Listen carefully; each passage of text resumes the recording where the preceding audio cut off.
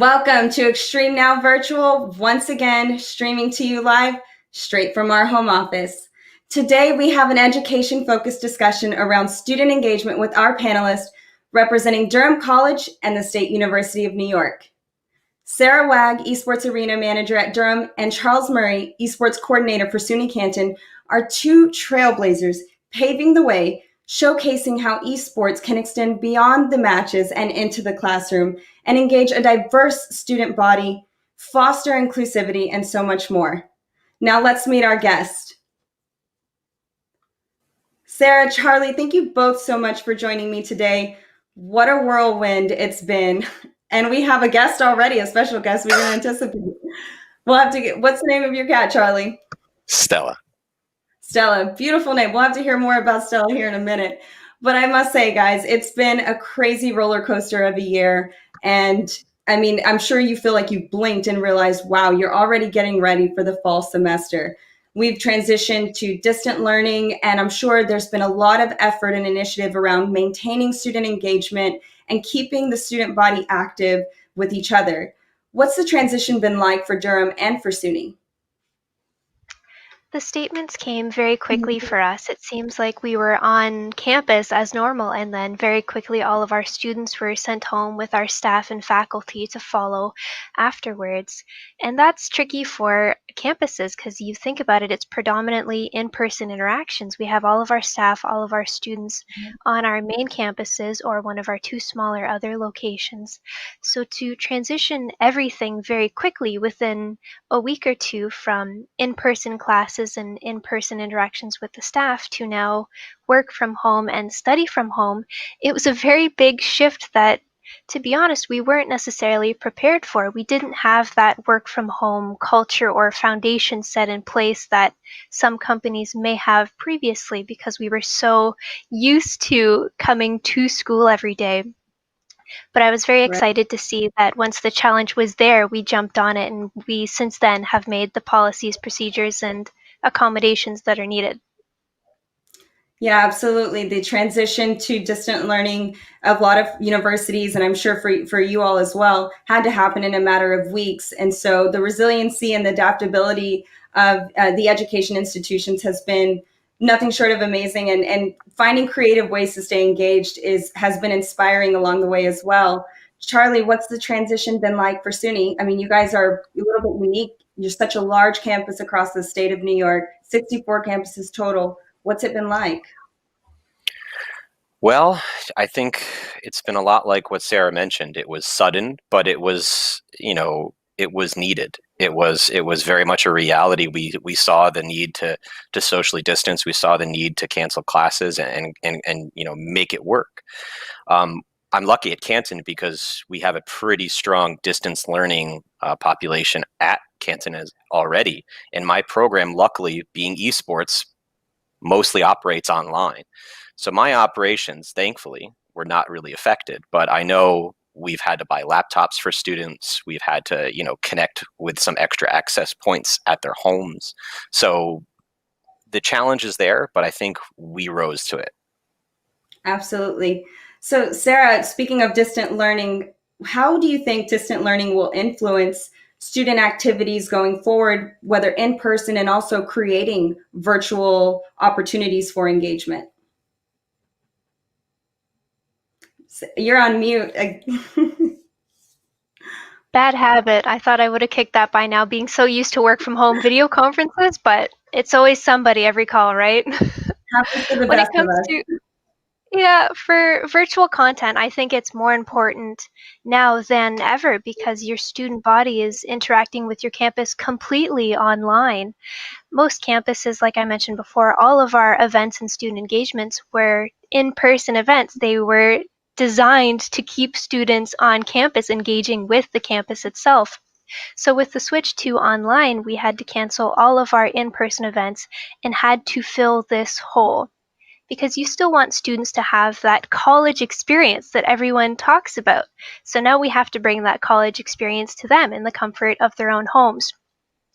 It was very easy for esports. Like Charles just mentioned, we operate entirely in the online web space. So for us, as soon as we got the call, all of our programming very easily transitioned to the online space, but that wasn't the case for some of the departments who didn't have any experience with releasing online content. So it was neat to see other departments that didn't necessarily pay attention to esports beforehand lean on us a little bit to get that knowledge and experience and of how you translate your content to the online space, how you engage your students virtually. Absolutely. Engagement is the key, right? We can always push content out on a variety of platforms, but does it captivate? Does it send the message that you want? Does it foster and encourage interaction amongst the students and the teachers, or the students and the teachers and the students among themselves? How has some of the different types of groups and activities on campus, maybe the sororities and fraternities, for example, and various groups, taken a page out of esports to keep that engagement alive? Well, taking a page out of esports, they noticed that we were the first ones to very quickly, effortlessly switch over because we were running events online in person. So the next ones to catch on were actually the Durham College Student Association, because on the day-to-day, they're focused on engaging their students. How do we now cancel this concert that we had planned but still deliver that to you in the online space? So we connected with them. We were releasing daily events at the time, so we again made those an online space. And the student association took a page out of our book and started releasing their own content every other day. It was Monday, Wednesdays, and Fridays. So they realized they could still be doing the same content, but just recording it so that everyone at home could be watching. Using something like Zoom became an asset where they could still do, for example, a yoga day and film that so everyone at home could participate. That almost makes it a little bit more accessible and comfortable, because now I don't feel like everyone's watching me try yoga for the first time, right? So I'm more likely to try and engage with new activities that I might have been nervous about the first time. I love that. Charlie, what about you? Does your cat Stella, does she do yoga with you at home? Well, Stella has definitely loved me being home for quarantine. I can tell you that. She is an extremely affectionate cat. But I had this idea, thinking with what Sarah was saying about online engagement. When we attempted to online engage initially with our students, we were noticing they were like, we can play the games, we can do competition, but how can we go further? So on campus, we actually have a movie theater where students on our teams would frequently go as a group to socialize and socially bond. So we actually have Discord movie night now. So every Friday we'll go to Discord, we'll all join a call, and we'll just silently watch a movie together. It's kind of great. Wow, that's so cool. So, is this just the esports community, or did you guys extend that beyond and invite other groups, or have other groups done the same thing? We do this through Discord. So our Discord is kind of localized to only esports players, but I think this is a great, model that other people can take and use. I know Netflix and some other platform viewing services have increased the amount of people that can watch on a single account. Discord has increased that as well, so you can have up to 50 people in one room watching a movie, and they can now stream in HD. So it's quite incredible to have these socially close moments, but all throughout the world. So it's great. Yeah, that's a really good point. I love the idea that you all connected via Discord virtually like that. There was a couple of times I heard people say, "Oh, yeah." I said, "What are you doing tonight?" Obviously, no one can go anywhere, and they'd say, "Well, we're actually having a Netflix night with my friends." Like, you're all getting together? No, they're all watching virtually from their own homes. I found that interesting. Same type of concept. I love that. So, but Charlie, there's something that you haven't mentioned yet, and that's the SUNY Chancellor Esports Challenge that you guys recently had in May. This was the first of its kind to engage SUNY-wide, all the schools competing against each other. You had like over 500 students participating. It was a great turnout, and it really brought the students together virtually, literally while they were apart. And the student feedback was really indicative of that and proof of that. So what do you think the outcome of that tournament, how will it influence the initiatives for SUNY going into the fall? What I think you're going to see is this was a proof of concept to start off with context, the SUNY Chancellor's Esports Challenge was a SUNY-wide esports event that any SUNY was welcome to compete in. We had 46 colleges with over 500 people involved. And all levels of competition. We have D1 schools, we have D3 schools. Some schools are participating as clubs, so that's the context of the event. We had all of these people successfully engaged. So what you're going to see was this was a proof of concept for an online involvement model. So I think what you're going to see is SUNY adopting more of this. And I'm already in talks with some people at SUNY on how we can traditionalize this and institutionalize this as we go forward into this post-COVID or post-quarantine world. Yeah, I mean, we are getting back to ramping up operations, getting back to school, trying to figure out the best approach. And esports has really shown to be a strong addition to athletic departments and even for applied learning opportunities, which I would love to pick your minds on a little bit later. But we did say that one of the key benefits is inclusivity and the diversity that it encourages a large group of people to come into when it comes to the esports programs. So I would like to hear, what are these specific examples from Durham and SUNY that have showcased just how inclusive esports can be, as opposed to, say, a football team or a traditional athletic group where you have to be a certain weight, height, and size, right, to participate, have certain skill sets. You don't necessarily need to come to the table with all those things in esports. So it's much more accessible to a wider audience. How has it brought inclusivity and engaged a diverse group of individuals for Durham? For us at Durham College, this is probably, in my opinion, the widest form of entertainment that hits all diversity, all accessibility. Like you mentioned, for sports, to be good at sports, you have to be built a certain way. When it comes to esports, that's certainly not the case. It's all a game of the mind. One of the things that I very much enjoy about esports is that inclusivity factor that absolutely anybody could play.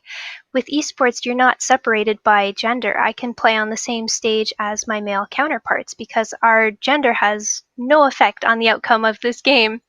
Another thing with especially virtual interactions is you're not geographically locked down. There's no restrictions on where you play from because you can log in and participate from anywhere in the globe, truly.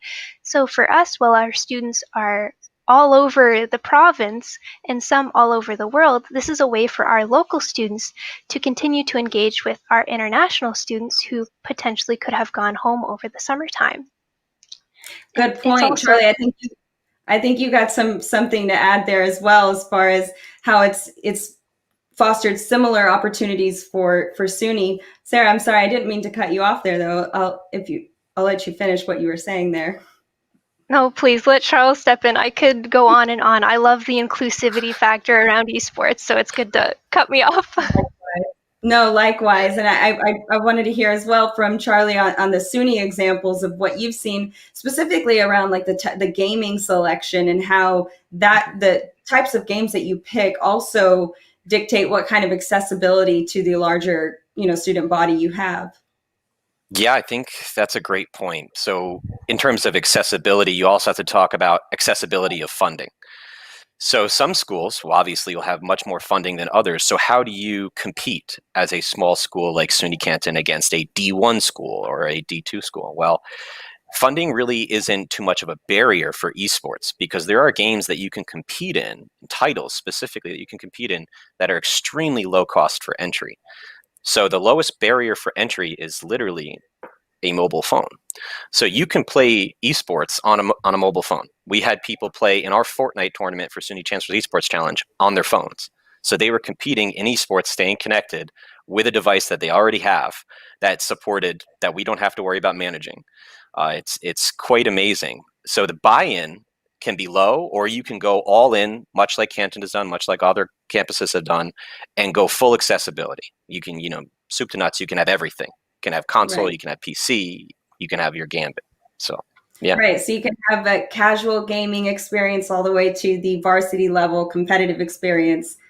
And hopefully some games have a level of skill set requirement that is suitable for, people like me. Because I got to tell you, past Nintendo, I Mario Brothers, like I never graduated past that. I am ashamed to Well, say. you would be a good Super Smash Brothers Ultimate player. You have that Yeah. mind. We watched together playing, in the Chancellor's Esports Challenge. You liked the game. You took to it. You would be good at that game. And there Yeah, are I think games so. that are more accessible than others, for sure.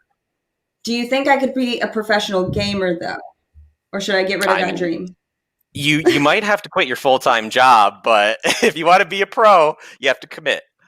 Yeah, you know what? That might be a problem. Don't want to quit my job. So, all right, moving on to the next dream then.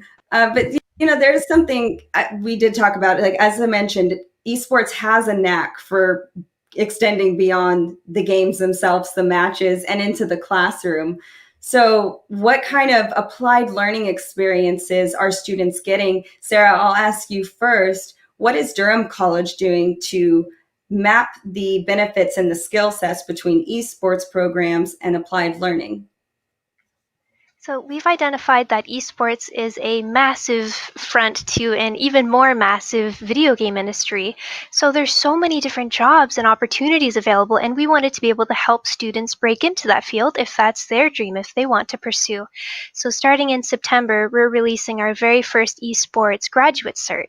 Being a graduate cert, students have to have an existing diploma or degree to be able to participate in the program. And this is because this will help them identify where they want to work beforehand, and then we'll give them that little push into the esports field. We'll take their existing knowledge, build upon it, and esportsify it, for lack of a better term. And that's where the esports arena comes into play. This is where they can get hands-on experiential learning and use the esports arena as a living lab. They'll learn how to run tournaments and then physically run a tournament. They'll learn how to stream, do broadcast, and then they will actually come into the esports arena and do it.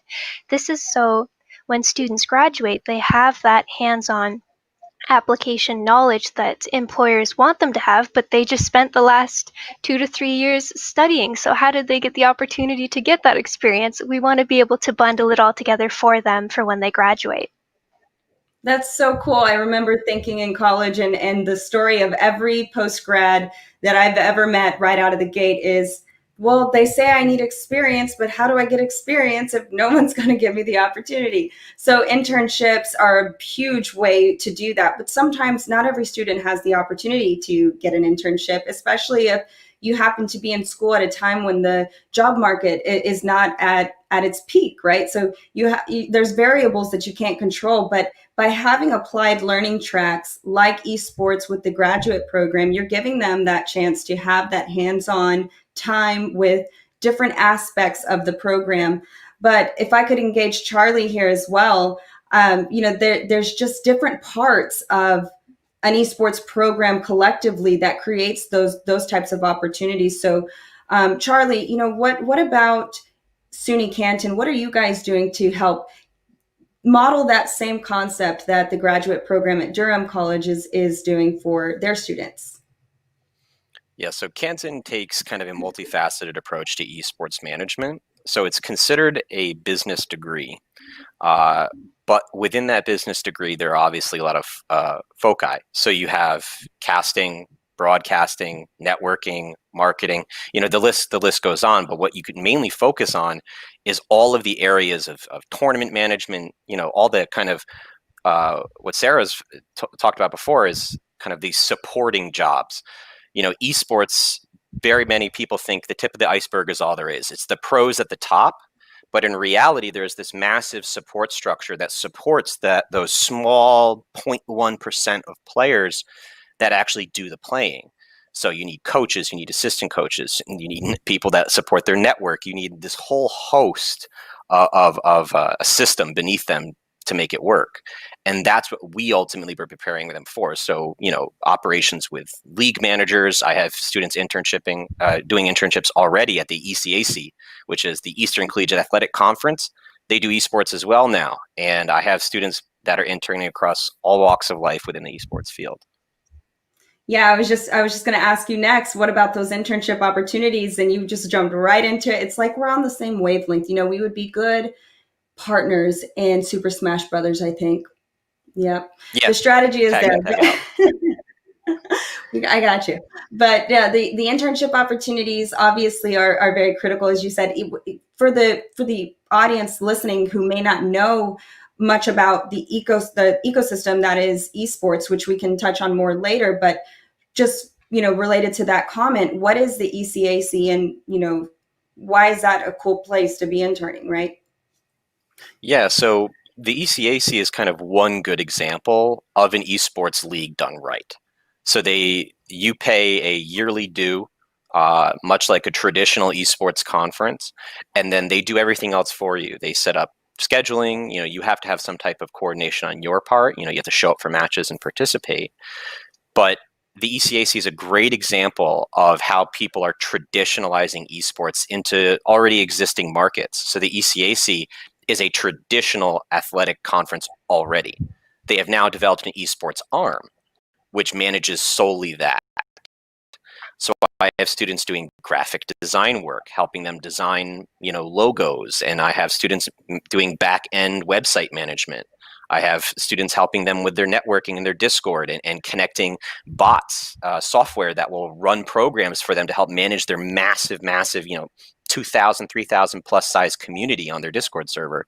So there is pieces everywhere that need connection, and these companies are asking for interns. They desperately want these interns to help them get in there. What I love about all of this is that it's really creating and giving them an opportunity to build those skill sets around digital technologies and networking solutions, the technology in general that we're seeing on the rise. Those trends are taking place in every industry. So if they find later post-grad life that they don't want to apply those skills to an esports career, it's perfectly translatable or transferable rather to different industries of all sorts where they could use those skill sets. Sarah, what are you seeing as far as like the multitude of career path opportunities within esports and how to take those skills and even apply them to other industries? Charles described it perfectly when he said when people think esports, they think the tip of the iceberg, which is the competitive players. The support system is where all of the careers and jobs are. If you think about just the broadcast, even in that one section, you've got commentary, production, the broadcast, the networking, all of the streaming that goes into it. If you jump ship and look at the marketing, you've got the public relations, sponsorships, player management, brand management. It's so wide. And because it's so wide, again, you can translate those skills into absolutely anything within that industry. If I want to focus on, let's say, event management, I could, of course, help with an esports tournament, esports event, esports conference. But I could also take a jab at wedding planning because the foundation and the skills are the same across the board, regardless of what the primary piece of content is. You still need the basis for the project management skill set. And I think that's why esports is so valuable, because it's just one skill set that can be applied to a variety of different ecosystems. I totally agree. And related to the digital technologies and the broadcasting, audio and visual type of experience, media production, content delivery, we're seeing that take place now in every industry. I mean, look at how many people, I can't tell you how many people have all of a sudden now have a green screen in their home office. We have studio lights in our home office. We have microphones. These are things that when you thought about investing in your home office, you were thinking about network connectivity and the laptop or desktop you're using. And a lot of us weren't doing too much heavy lifting as far as video editing, media production type of things. And now it's changing how we think about what a home office experience is. And translate that to, a number of examples across industries. I'm wondering, with the hands-on experience that you all are talking about providing the students, will you see more colleges invest in digital technology and AVB for esports programs? I mean, digital classrooms is certainly a hot topic, but how about the esports program? How will they be adopting it? I absolutely think that digital technologies are going to expand even when we're officially allowed to return to work. I think touching on academics specifically and how they've been releasing their online content, I think now that students have tasted how convenient online learning is, the amount of students that prefer online learning to traditional in-person learning is going to skyrocket. I think it's so accessible, especially when you look at the professional development and continued learning platform that typically adopts the online learning. I think we'll see growth in that. When it comes to releasing virtual content, content is key. It's a great way to market, engage, interact. They're great initiatives. It increases your brand value. So I think that schools, well, and any brand really, will continue with this online trend of content creation that they have now that they have the facilities, experience, the know-how, those transferable skills. I think it'll continue to grow. Yeah, and one of the things I love about adopting digital technologies and AVB broadcasting for the shoutcasters and all these things in esports is that right now the esports programs, and you guys are living and breathing this, so I would love your input. But what I see is that it's the gamers that are being brought together. But for you to really expand the opportunities for inclusivity, you want to build that spectatorship. You want to build the hype. You want to bring the fan base, get the student body excited to watch the matches, give them something to cheer for, competitions that they can get excited about. So this seems like the perfect platform, broadcasting and audio and visual equipment to that, so that you can expand what's happening in the arena in front of the gamers into a spectating opportunity. Do you see that happening, Charlie?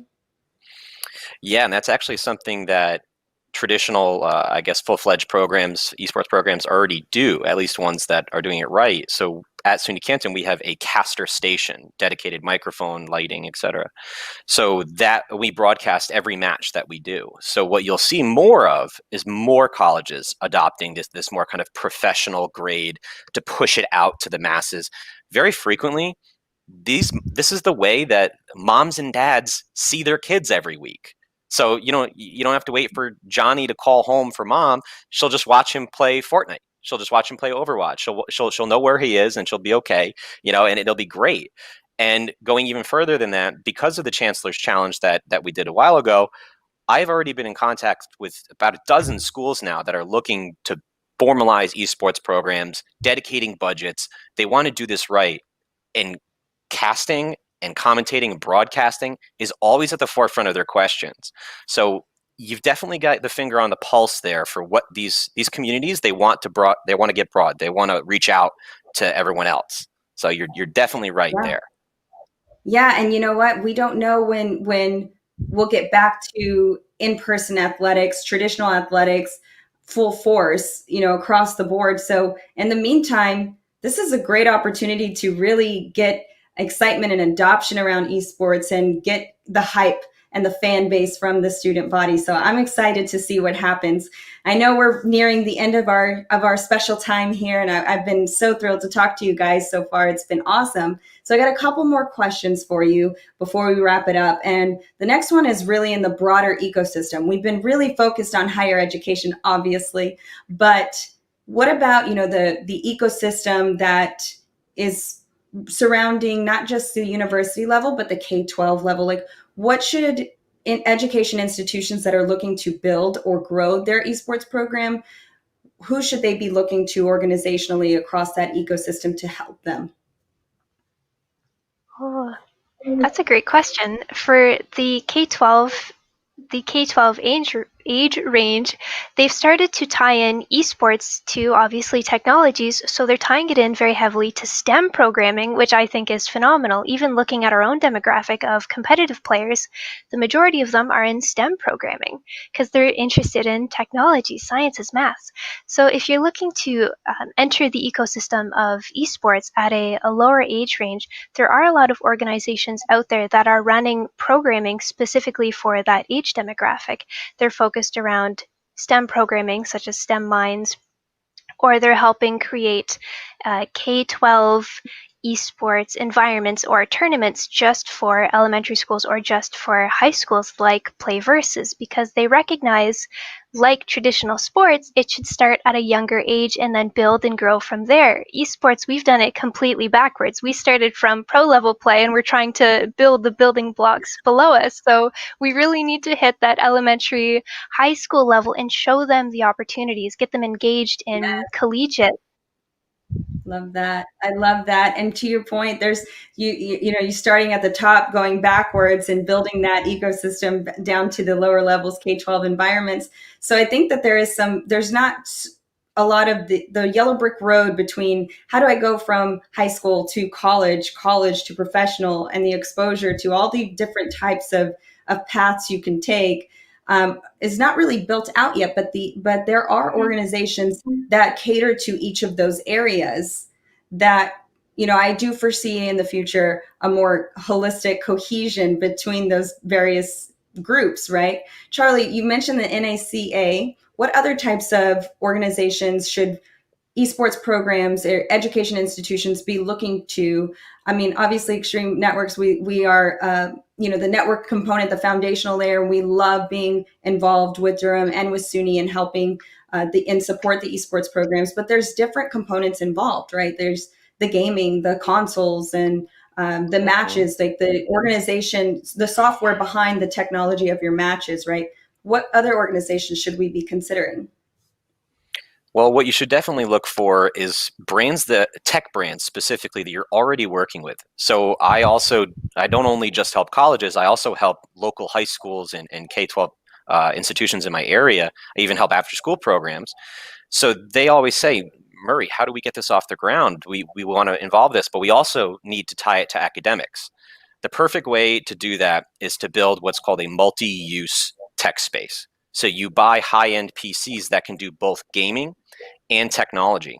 So coding is becoming a natural part of our environment. And that's another great tie-in, much like Sarah said, to the STEMs. You tie in coding into these computer, what we would basically, they're just souped up computer labs that they can also do gaming in after school. That's a perfect tie-in, and I've seen so many colleges and high schools take that approach. In terms of like general ecosystem of tying in of who should reach out to, check out High School Esports League, HSEL. Do a little Google search on them. They're fantastic. I've worked with them before. They great response times and great customer service, 100%. Yeah, the High School Esports League is a fantastic organization. They have, over 3,000 or so schools participating in their league. And, I do see that they have a vision to expand even into the middle school, arena as well. So I think that's great to build a competitive league around the K-12 environment.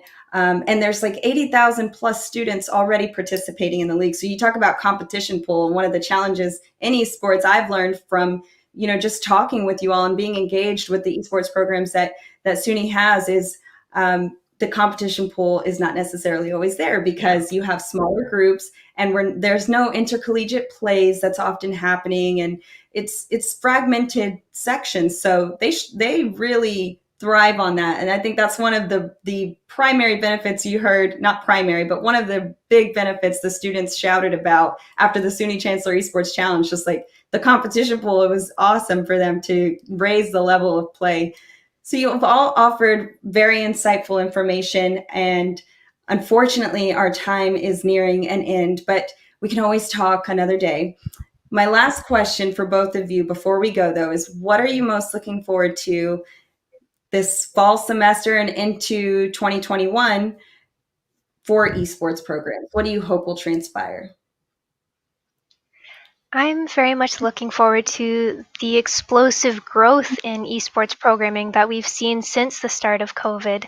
Now that it's one of the few forms of entertainment still standing, I've seen so many colleges and universities, not only in my own province, but external to Canada. And of course, the United States has always been massive with esports programming, but there's more and more schools joining our ranks. And that's been phenomenal because it creates that sense of friendly rivalry. You pick a school closest to you do practice games with them.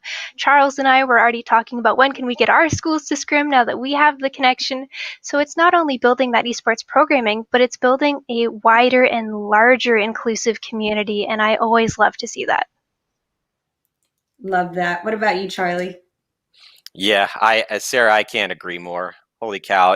I have seen such an explosive growth in interest alone. I receive emails every day. Every single day. I've probably got 10 sitting in my email box now waiting. Hey, I want to get involved. How do I get involved? How do I start? By the way, for all you parents out there listening, High School Esports League does scholarships as well. So you can maybe get some college money if you're, And you know, STEM accredited certificates as well. Yeah, and any districts out there listening, they have full academic programs, tie-ins in there as well, so you don't have to go digging and looking through curriculum. They've got it all there for you.